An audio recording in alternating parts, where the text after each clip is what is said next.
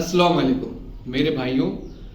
जब कम पढ़े लिखे लोग, जाहिल लोग, कहानीबाज लोग स्टेज पर आकर, मिंबरों पर आकर कहानियां सुनाए तो समझ में आता है, जैसे कि अमीरुल कादरी, अहमद नक्शबंदी, कौकब नूरानी जैसे लोग। लेकिन जब पढ़ा लिखा तबका, जो पढ़े लिखे लोग हैं, जिनके पास मुफ्तियों की डिग्री है और मौजूदा वक्त में जो मुहद्दिस समझे जाते हैं और बहुत ज़्यादा ही इल्म रखने वाले समझे जाते हैं, जब वो आकर मिंबर रसूल पर कहानियां सुनाते हैं तो बड़ा ही अफसोस लगता है। मुफ्ती राशिद साहब ने भी एक इसी तरह की कहानी का दिफा किया। हालांकि वो उनके अब सारे लेक्चर उठा के देख ले, वो हमेशा कुरान और हदीस को ही कोड करते हैं और लोगों को कुरान और हदीस से ही जवाब देते हैं। लेकिन फिरकों का मसला ऐसा है कि कहीं ना कहीं जाकर आपको फिरकों के अंदर पड़े लोगों के अंदर आप देखेंगे कि वो कहीं ना कहीं पर अपने फिरके के दिफा में इस तरीके की कहानियों में उलझ जाते हैं। तो सबसे पहले आप मुफ्ती राशिद साहब की इस वीडियो को सुने।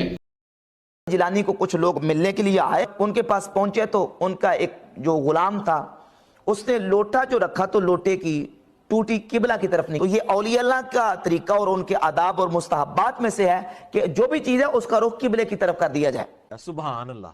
अब मुरीद की चूंकि तरबियत भी थी, लेकिन इसके बावजूद उसने कोताही की और लोटे की टूटी जो है वो किबला की तरफ ना की। तो उन्होंने लोटे की तरफ देखा और उस गुलाम की तरफ देखा। तो शेख अब्दुल कादिर जिलानी गौसे पाक सरकार रज़ियल्लाहु ताला अन्हु को इस पर मलाल हुआ कि मेरे गुलाम और मेरे खादिम ने इस तरह क्यों किया है, छटांगे नहीं कि मुस्तहब को तरक किया। तो आपने जलाल से उसकी तरफ देखा तो वो आपकी निगाह की ताब ना लाते हुए जाम भागो।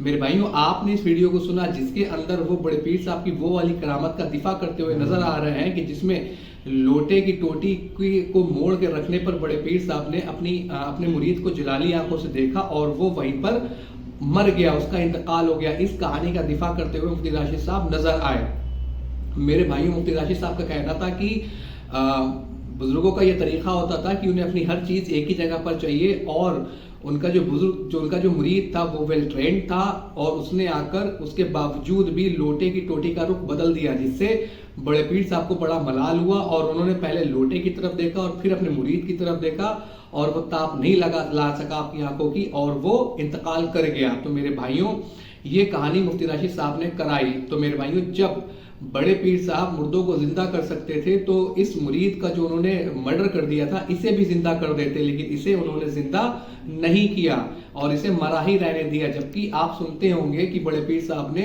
हजारों की तादाद में मुर्दों को जिंदा कर दिया। मेरे भाइयों, किसी एक बेगुनाह को मारने पर कुरान क्या कहता है और इसमें मुरीद की क्या गलती थी सिर्फ इतनी कि उसने लोटे को सही रुख की तरफ नहीं रखा था। इस बिना पर कि आप किसी को कत्ल कर देंगे, कुरान कहता है सूरह मायदा आयत नंबर 32 के अंदर, और जिस किसी ने भी किसी एक बेगुनाह को, किसी एक नाहक को कत्ल किया उसने पूरी इंसानियत को कत्ल कर दिया। तो अगर अब ये कहानी बड़े पीर साहब की तरफ मंसूब मान भी ली जाए तो क्या माज़ अल्लाह उन्होंने सिर्फ इतनी सी बात पर किसी को नाहक कत्ल कर दिया?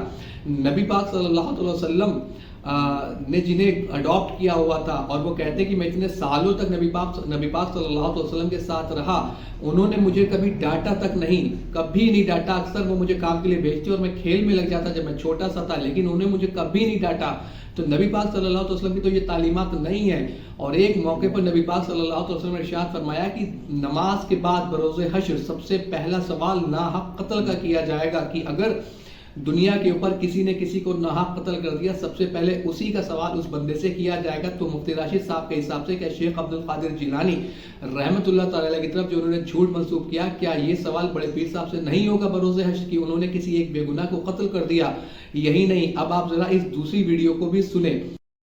एक ईसाई मुसलमान दोनों झगड़ा कर रहे हैं, गौसे आजम गुजर रहे हैं, झगड़ा हो रहा है। ईसाई मुसलमान से कहता है हमारे नबी ईसा अलैहिस्सलाम ने मुर्दे जिंदा किए, तुम्हारे नबी ने भी को किया तो बताओ। मुसलमान पढ़ा हुआ नहीं था, हालांकि नबी पाक ने बड़े मुर्दे जिंदा किए, पढ़ा नहीं था, बता ना सका। गौसे आजम के कान में आवाज गई तो जाके ईसाई का बाजू पकड़ के झंझोड़ा, फरमाने लगे क्या कहा तुमने, मेरे मुस्तफा ने मुर्दा जिंदा किया तो बताऊं? फरमाया तो नबी पाक की छोड़, मैं गुलामों का गुलाम हूँ, मैं गुलामों का गुलाम हूँ, मुझे बता कौन सा मुर्दा जिंदा करना। अल्लाहु अकबर। उसने जो सबसे पुरानी कब्र थी ना, वो कहता है ये हमारे दादा ने भी नहीं देखा था बंदा कौन है। उस कब्र पे खड़ा होकर कहने लगा इसको जिंदा करो। फिर फरमाया कौन बेइज़्निल्लाह, उठ अल्लाह के हुक्म के साथ। एक औरत कलमा पढ़ती हुई खड़ी। आपने अब दूसरी वीडियो को सुना जिसके अंदर मौलाना अफजल रजा कादरी साहब जो है वो एक अजमल रजा कादरी साहब एक कहानी सुना रहे हैं कि एक बार एक यहूदी और एक ईसाई और एक मुसलमान में बहस हो गई تو عیسائی کہتا ہے کہ میرے نبی نے بہت سارے مردے زندہ کیے، کیا تمہارے نبی نے مردوں کو زندہ کیا؟ تو کہتے ہیں کہ وہ مسلمان لا علم تھا، اتنے میں بڑے پیر صاحب کو ادھر سے گزر ہوا تو انہوں نے کہا کہ تم میرے نبی کے لیے کیا بات کرتا، میں تو ان کے غلاموں کا غلام ہوں، چل بتا کون سے مردے کو زندہ کرنا ہے۔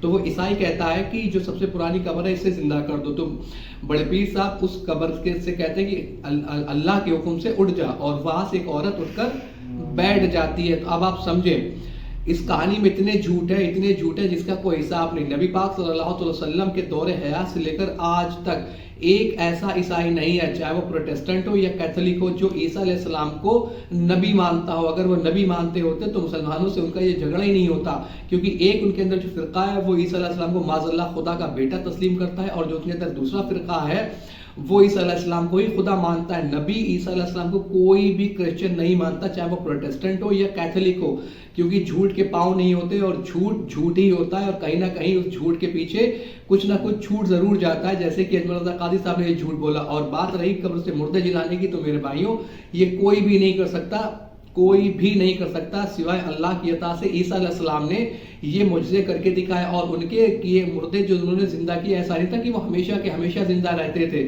وہ وقتی طور پہ ایک معجزہ زندہ ہوتے تھے اور پھر وہ وفات پا جاتے تھے۔ لیکن یہاں انہوں نے بڑے پیر صاحب کے نام پر وہ کراماتیں، وہ کرشمے لکھے ہوئے ہیں، وہ باتیں بیان کی ہوئی ہیں جو صراحتاً قرآن و حدیث کے 180 ہیں، قرآن و حدیث کے جسٹ اپوزٹ جاتی ہیں۔ میرے بھائیوں آپ قرآن و حدیث کو خود پڑھیں، ان ساری باتوں سے آپ اپنے آپ کو علیحدہ کریں اور اپنا رشتہ نبی پاک صلی اللہ علیہ وسلم سے مضبوط کریں۔ الا البلاغ۔